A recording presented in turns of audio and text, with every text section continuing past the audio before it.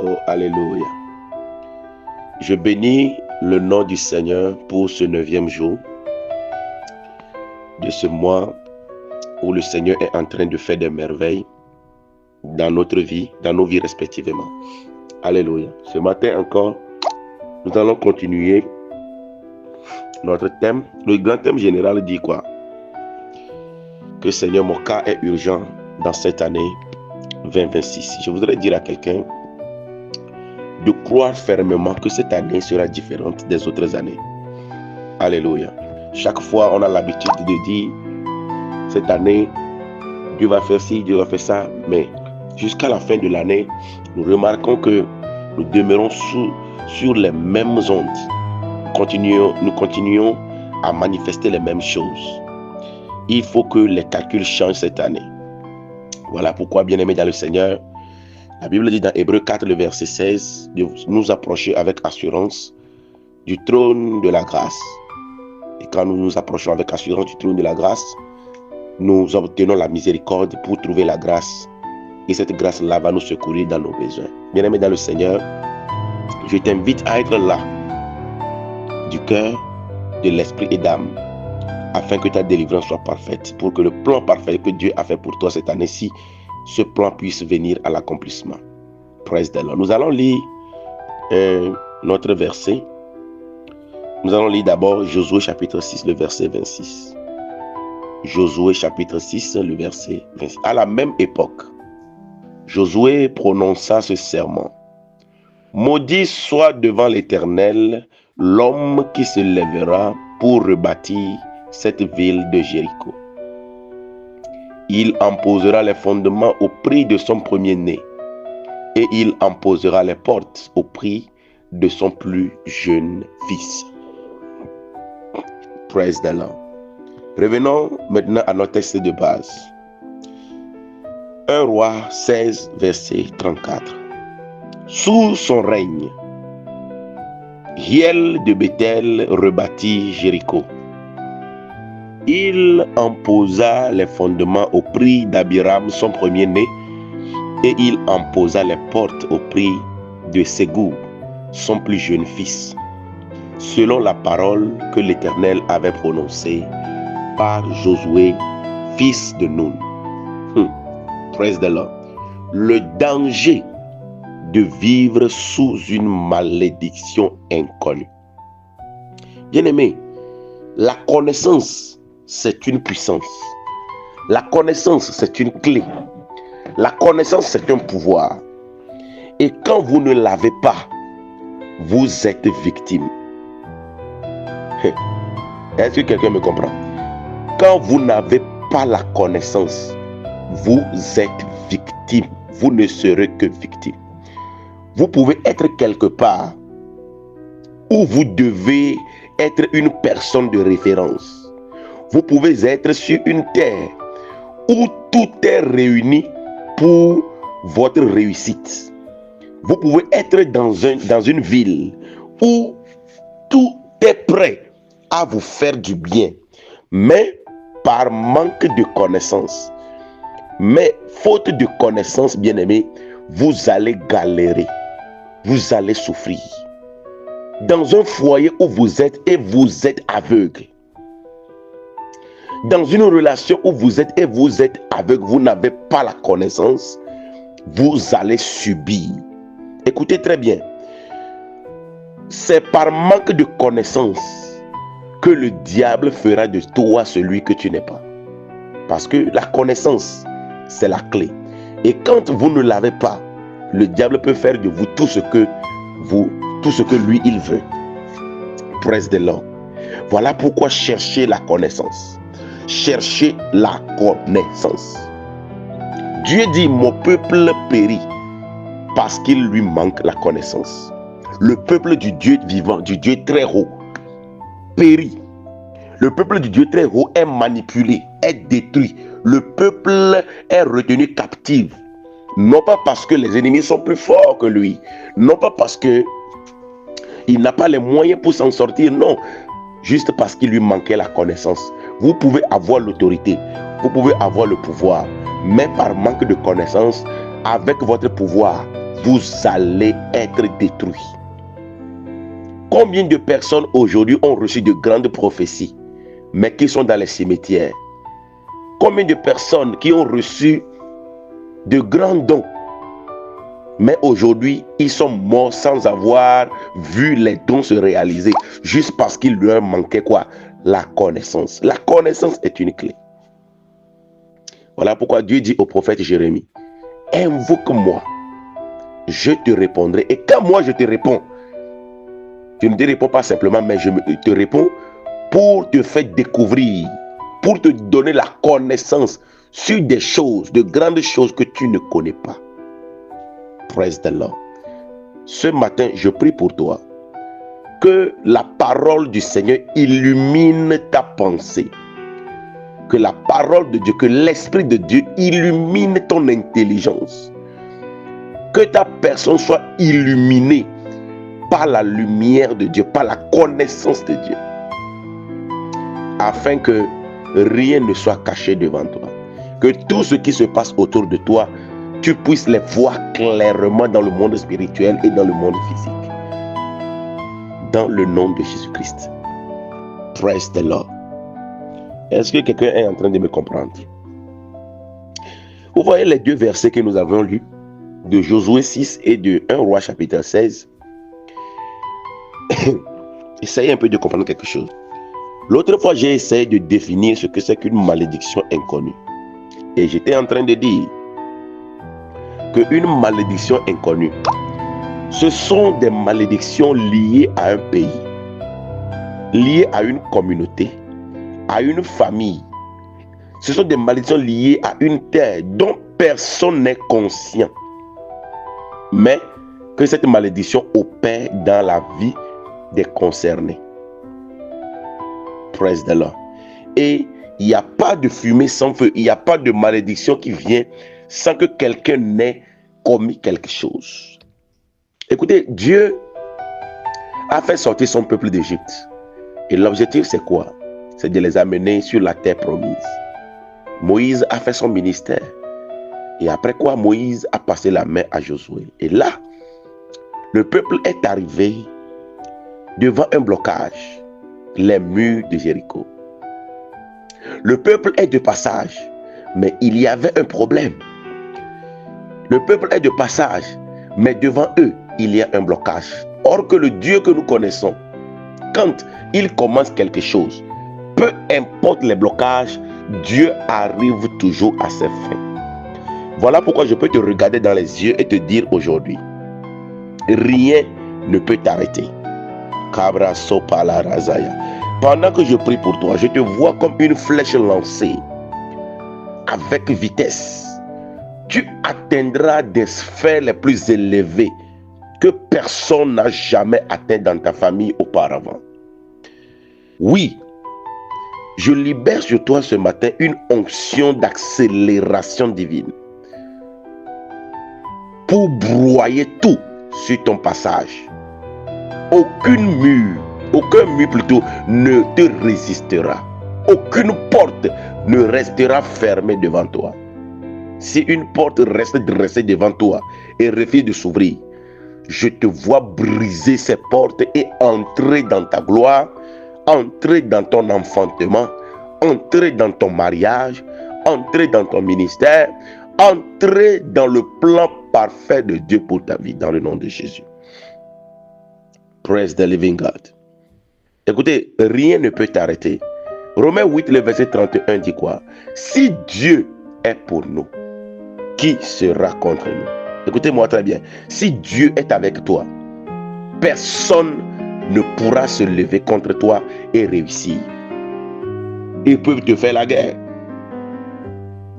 Ils peuvent se lever contre toi, mais ils ne peuvent pas te vaincre. C'est impossible. Les murs de Jéricho étaient devant le peuple. L'épaisseur du mur. Personne, même avec les machines de ce monde, ils ne peuvent pas casser ce mur-ci. Mais Dieu a donné une instruction claire. Faites le tour. Le tour a été fait. Et à la fin, quand le peuple a crié, quand le peuple a commencé a crié à l'Éternel. Les murs de Jéricho sont broyés, détruits, et le peuple est passé. Ce matin, j'ordonne à tout mur de Jéricho dans ta vie qui te bloque le passage, qui t'empêche d'entrer dans ta gloire, qui t'empêche d'entrer dans le plan de Dieu pour ta vie. Tout mur dressé devant toi qui t'empêche d'aller de l'avant. Ce matin, que ces murs tombent au nom de Jésus. Que ces murs tombent au nom de Jésus-Christ a dit, si vous avez la foi comme une graine de sénévé, vous allez ordonner à cette montagne, déplace-toi de là. Et cette montagne obéirait. Ce matin, je déclare que tout mur de Jéricho devant toi tombe au nom de Jésus. Il est temps d'entrer dans ta gloire. Il est temps d'entrer dans ta promesse. Oui, la promesse que Dieu t'a faite depuis longtemps, ça tarde. Ce matin, ça vient à l'accomplissement. J'étais en train de dire que les promesses que Dieu t'a faites depuis l'année passée, tu as espéré, tu n'as rien vu. Ce matin, les murs de Jéricho tombent et tu entres dans ta promesse. Tu entres dans ta promesse dans le nom de Jésus-Christ. Oh, alléluia. Maintenant, il y a quelque chose qui va se passer. Josué chapitre 6. Je vais relire les versets, vous allez voir. 6, 26. Maintenant, quand le mur est tombé, alors Josué entre sur le territoire de Jéricho. Josué se lève et il fait une libation. Josué va prononcer une imprécation. Josué va prophétiser. Josué va déclarer certaines paroles. Josué 6, 26 dit quoi? Il dit à la même époque, Josué prononça ce serment en disant, maudit soit devant l'Éternel l'homme qui se lèvera pour rebâtir cette ville de Jéricho. Il en posera les fondements au prix de son premier-né et il en posera les portes au prix de son plus jeune fils. Josué va faire une imprécation. Josué va déclencher une interdiction. Josué va prononcer une malédiction sur la terre de Jéricho. Écoutez-moi très bien. La terre est une entité vivante. La terre entend, la terre enregistre, la terre parle. Josué va prononcer ce serment sur la terre de Jéricho. Et la terre de Jéricho va l'enregistrer. Voyez là où les malédictions inconnues prennent leur source. Praise the Lord. Josué a maudit la terre de Jéricho. Et la terre de Jéricho a enregistré les paroles que Josué avait prononcées. Josué a dit quoi? Il a dit toute personne qui se lèvera un jour pour construire Jéricho, pour construire une maison dans Jéricho, pour rebâtir les murs de la ville, la personne là sera maudite. Peu importe d'où la personne vient. Peu importe la source de la personne, si la personne décide que c'est sur la terre de Jéricho que lui, il va construire, il aura la malédiction. Et il dit, lorsque la personne va poser la fondation, son premier fils va mourir. Si la personne s'entête et continue jusqu'à clôturer et mettre la porte à la ville, son plus jeune fils va mourir. Ça, c'est la parole de malédiction qui a été prononcée. Tout le monde dans la ville de Jéricho, ceux qui étaient là le temps que Josué a prononcé ce serment, sont morts. Tout le monde est mort. La génération qui a suivi est morte. 532 ans. Nous sommes ici dans 1 Roi 16, 34. Ça fait déjà 530, plus de 500 ans, près de 550 années. La génération de Josué est passée. La génération qui a suivi a passé. Jusqu'à 500 ans. Plus de 500 ans. Ceux qui étaient là à cette époque n'ont jamais eu connaissance qu'il y avait déjà une malédiction prononcée. Écoutez-moi très bien. Les gens vont te dire que depuis que j'ai déménagé, je suis allé rester dans cette maison-là. C'est depuis ce jour que j'ai commencé à avoir des problèmes jusqu'à aujourd'hui. Quelqu'un va te dire, depuis le jour où j'ai payé le terrain là, c'est depuis ce temps que j'ai commencé à avoir des soucis avec mon mari, avec ma femme jusqu'à aujourd'hui. Quelqu'un va te dire, depuis que j'ai loué, j'ai baillé cette maison, depuis que j'ai commencé mon commerce ici, avant j'étais ici, ça marchait très bien. Mais depuis le jour où je suis venu là, c'est depuis ce temps que les problèmes ont commencé. Je ne sais pas qu'est-ce qui se passe. Je ne fais que perdre de l'argent. Je ne fais que régresser. Je n'ai que des problèmes. Maladie sur maladie. Les enfants malades. Le mari malade. La femme malade. Problème au boulot. Problème par ici. Problème par là. Parce qu'il y a déjà une malédiction qui travaille. Bien-aimés dans le Seigneur, les malédictions sont encore plus dangereuses lorsqu'ils sont inconnus. Lorsqu'elles sont inconnues. C'est encore plus dangereux lorsque les malédictions sont inconnues. Cabro so paleraza. Levro so cabrazando. Praise the Lord. Et beaucoup de personnes aujourd'hui traversent des choses, vivent des choses qu'ils ne connaissent ni d'Adam ni d'Ève. C'est-à-dire que le problème qu'il transporte sur sa tête là, ce n'est pas qu'il a commis un péché, non. Ce n'est pas qu'il est allé faire quelque chose, non. C'est juste parce que il y a une malédiction inconnue qui est liée à sa maison, qui est liée à son quartier, qui est liée à son village, à sa ville, à son pays. Une malédiction inconnue qui est liée à sa famille. Et c'est ça que lui, il transporte. Des fois, tu vois des enfants avec des problèmes tellement bizarres que tu te poses la question, mais cet enfant-là, qu'est-ce qu'il a fait pour mériter cela? Oui, des malédictions inconnues. Il y a un grand danger lorsque vous vivez sous le coup des malédictions inconnues. Ce matin, je suis venu dans l'onction de mon Père. L'onction qui rebâtit les vies brisées. Je décrète et je déclare toute malédiction inconnue dans ta vie. Toute malédiction qui opère en cachette. Tu prends 1 million, tu mets dans ton activité. C'est-à-dire que tu reviens avec les dettes, tu ne comprends pas.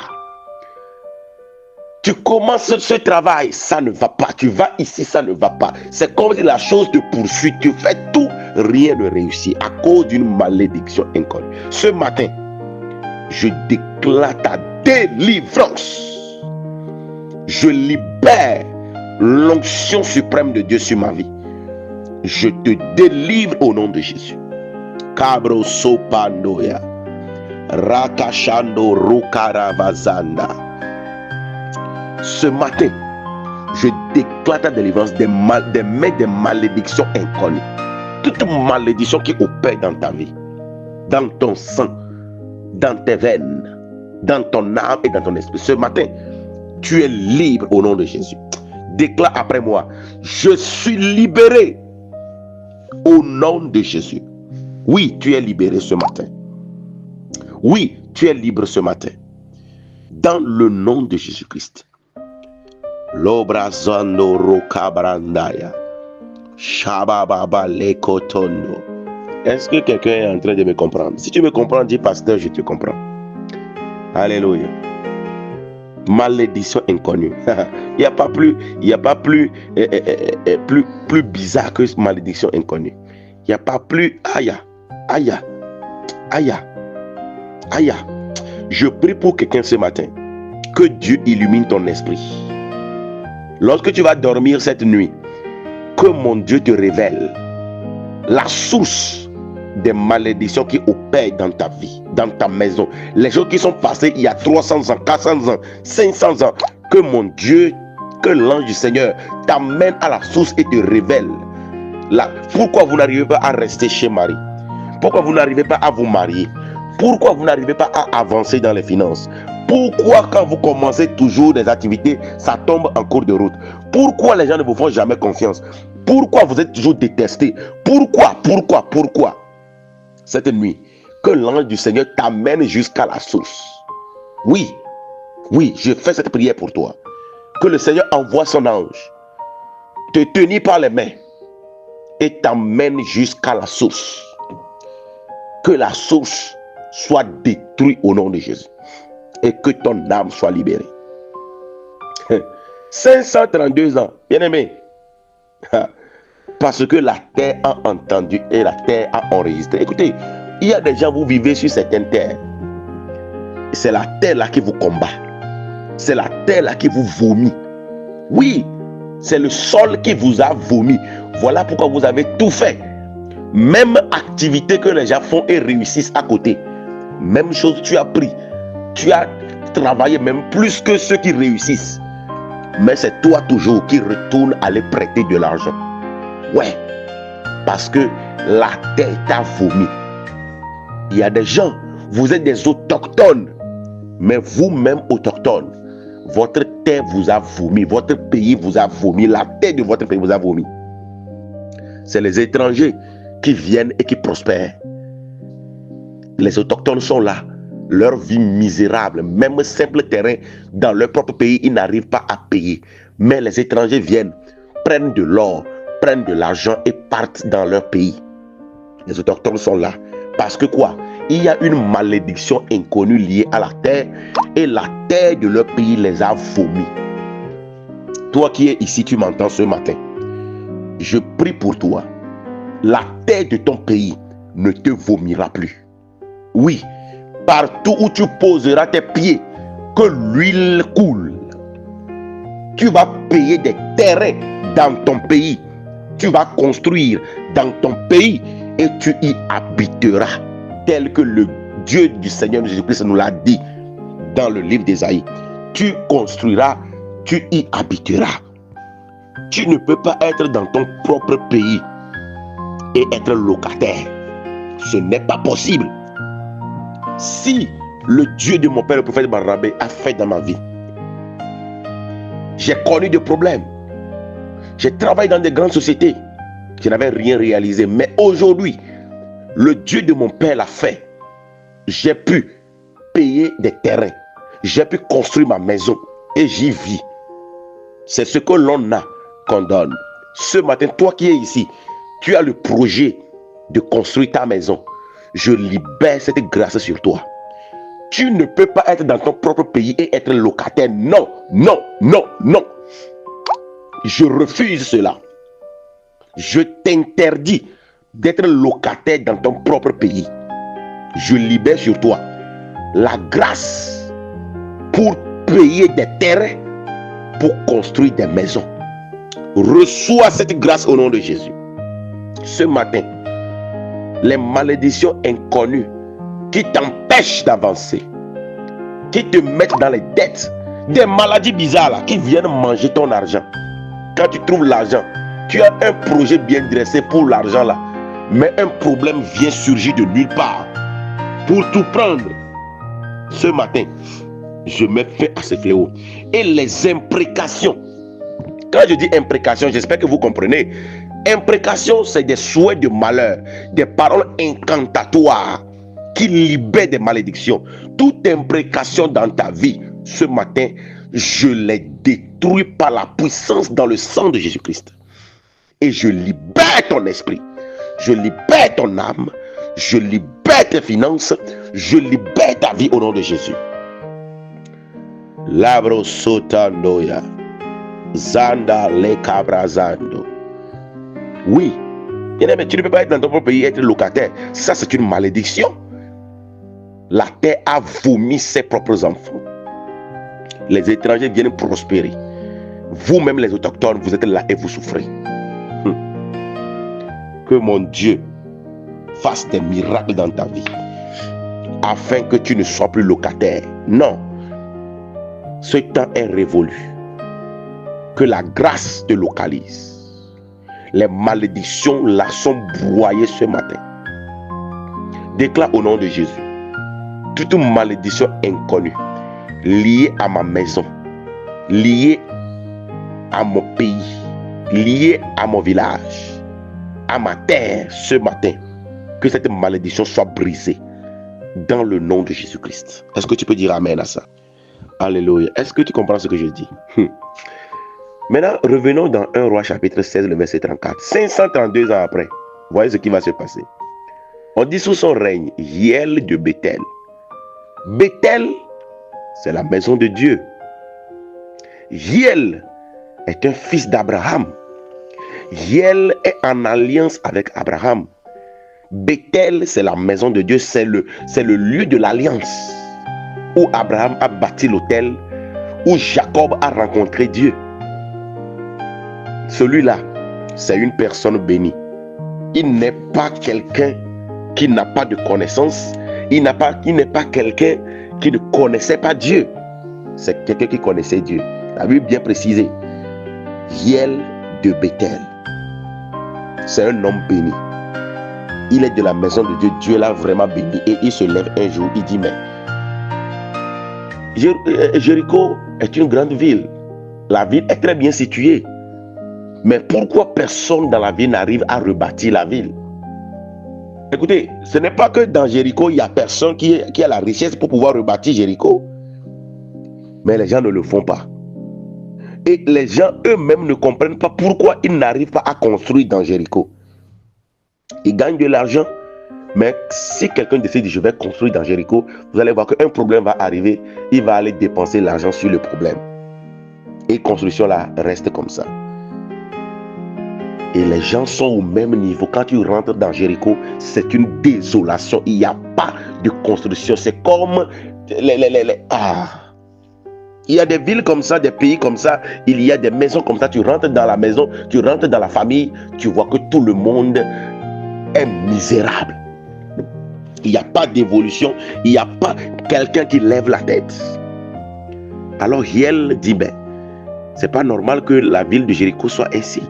Moi, en tant que fils d'Abraham, moi, en tant que quelqu'un qui est en alliance avec le Dieu de Jacob, alors je vais aller rebâtir Jéricho.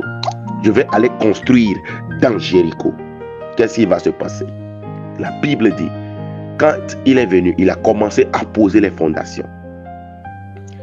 Quand il a posé les fondations finies, son premier fils, qui s'appelait Abiram, Abiram n'était pas malade.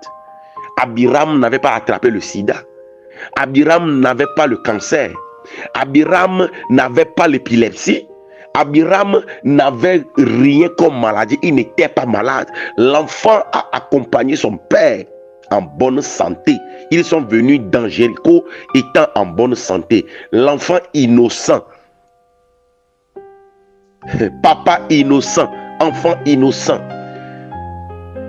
L'enfant dit, mon père, j'ai mal à la tête. Ma tête, ma tête, ma tête, ma tête. L'enfant tombe, l'enfant meurt. Sans raison. C'est-à-dire que l'enfant meurt mystérieusement. Personne ne sait qu'est-ce qui s'est passé. L'enfant meurt. Pourtant, Hiel est un homme de Dieu.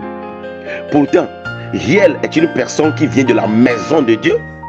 Pourtant, Hiel était en alliance avec Abraham. Pourtant, Hiel est un chrétien. Hiel est quelqu'un comme toi et moi. Un enfant de Dieu. Son fils vient de mourir sans raison. Pourquoi? Hiel, il avait la grâce. Hiel avait la grâce. Il avait Dieu avec lui. Mais il est allé sur un territoire maudit. Il est allé sur une terre qui a reçu une imprécation. Il est allé sur une terre qui a reçu une malédiction et qui l'a gardée depuis 532 ans. Près de 550 ans, la terre de Jéricho a gardé les malédictions que Josué avait prononcées. Un homme spirituel avait prononcé. Un homme fort avait prononcé. Hiel vient de subir malédiction inconnue. Écoutez-moi bien. Des problèmes t'arrivent, tu ne comprends pas d'où ça a quitté. Tu ne sais comment ça s'est devenu possible. Ce n'est pas parce que Hiel a commis un péché. C'est parce que Abiram, le fils de Hiel, il était un enfant innocent. Mais l'enfant innocent vient de mourir sans raison. Juste parce que son père a pris une décision sur une terre qui a reçu une malédiction, une imprécation. Hiel n'a pas compris ce qui s'est passé. Mais quand même, il a poursuivi le travail. Quand vous lisez la suite du verset, il dit, il en posa les fondements, les fondements au prix d'Abiram, son premier-né, et il en posa les portes au prix de Ségoub, son plus jeune fils. Il a continué jusqu'à mettre la porte. Le jour où il mettait la porte, le même jour, son fils cadet, qui s'appelle Ségoub, le fils aussi dit, papa, mot de ventre, il tombe, il meurt, sans raison. Et c'est là que la Bible précise, selon la parole que l'Éternel avait prononcée par Josué, fils de Nun. Praise the Lord. Les malédictions inconnues frappent tellement la vie de beaucoup de personnes aujourd'hui. Ils vont te dire que pourtant je suis chrétien, pourtant je vis une bonne vie, pourtant je ne commets pas de péché, pourtant. Ça ne dépend pas de pourtant. Mais quelle parole la terre a enregistrée? Là où tu es là et tu dis que ça n'avance pas, quelle parole est en train de travailler sur cette terre? Ta famille, quelles sont les choses qui avaient été dites? Quelles sont les paroles prononcées? Oui, ta terre là, qu'est-ce qu'elle a enregistré? Qu'est-ce qu'elle a entendu? Et qu'est-ce qu'elle applique dans la vie des habitants? Malédiction inconnue. 500 ans, plus de 500 ans après, la malédiction continuait pas à travailler. C'est terrible quoi. C'est terrible quoi. C'est-à-dire que tout est réuni pour que personne ne s'en rende compte. Quelqu'un vient de subir. Il a perdu 2 enfants comme ça. Il a perdu 2 enfants comme ça. À cause d'une malédiction inconnue. Combien d'entre vous ont perdu leur mariage? Combien d'entre vous ont perdu leurs finances? Combien d'entre vous ont perdu leur destinée? Ont perdu leur mari, leur femme, ont perdu de grands marchés à cause des malédictions inconnues. Écoutez-moi très bien, je donne toujours mon témoignage. Dans ma famille là, il y a ce genre de malédiction qui fait que personne n'arrive à construire. Nous, on ne savait pas que c'était une malédiction. Jusqu'au jour où mon père spirituel me l'a dit que voilà, dans la famille là, voilà. Et là, j'ai commencé à comprendre. Certaines personnes sont mortes dans ma famille juste parce qu'ils ont commencé une construction. Mais ces personnes-là, ce ne sont pas des païens, des chrétiens, des diacres, des pasteurs. Il y en a qui sont tombés gravement malades après avoir construit. Il y en a qui ont failli mourir après avoir construit. Moi-même, le jour où je voulais commencer la construction, le jour où on devait m'amener le premier sable sur le terrain, celui qui prenait les sables là, il amenait le sable à tout le monde. Pour moi, c'est vers même l'après-midi qu'il voulait amener pour moi. C'est le moment où ils sont rentrés pour prendre moi mon sable, que le sable est coupé, tombé sur quelqu'un. C'est à l'hôpital, le plus grand hôpital du Togo là. C'est là où on a amené la personne. La personne a cassé des côtes. Comme si ça ne suffisait pas. Des personnes qui nous devaient, qui devaient nous payer pour que nous puissions continuer la construction. Il y a un parmi ces personnes-là.